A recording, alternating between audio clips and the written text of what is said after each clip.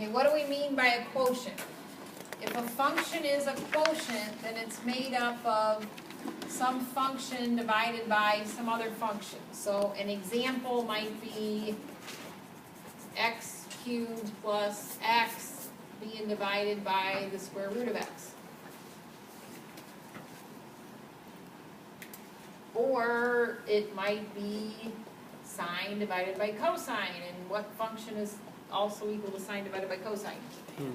Tangent. So the reason why I didn't do tangent right away was because it's an example of the quotient rule. Okay, so again, if you were going to prove it, it has a very similar proof. You add and subtract something in the middle and break it up like we did with the product rule. But the long and the short of it is, if my function is a quotient, and you do a proof and work it out like we did the product rule, you end up with the following pattern.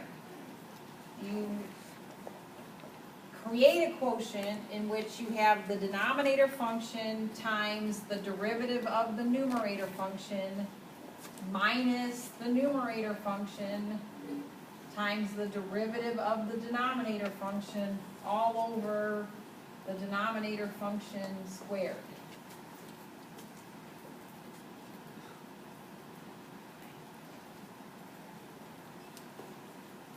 Okay, that is the rule. There's a couple different things people use to help them really get familiar with the rule in terms of mnemonics.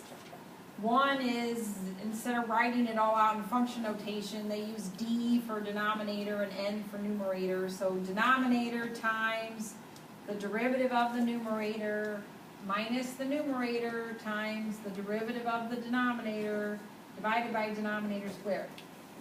And you kind of, write it out and say it, and you kind of get a little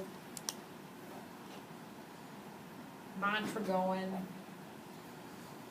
So denominator times derivative of the numerator minus the numerator times the derivative of the denominator divided by denominator squared. There's also a little song sort of thing. I mean, that's kind of a song, but another little song is, instead of writing D or thinking denominator, they say low, okay, because denominator is down below. So low, and then D high, where D is, this is another notation to mean the derivative. So low D high minus high D low. Okay, high means the numerator, all over the square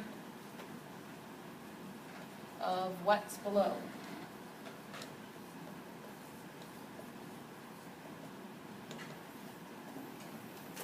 Okay, so you need to know the rule.